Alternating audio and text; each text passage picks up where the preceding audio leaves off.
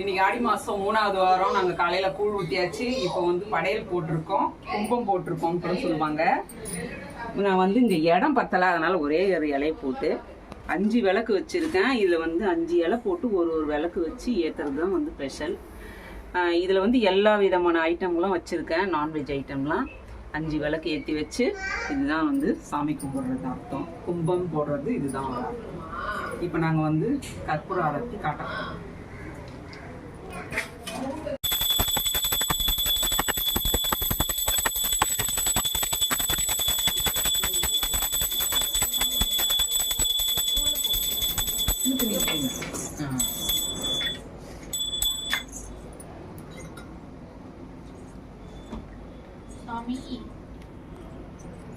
எல்லாம் கும்பிட்டுங்கம்மா, தொட்டு கும்பிட்டுங்க.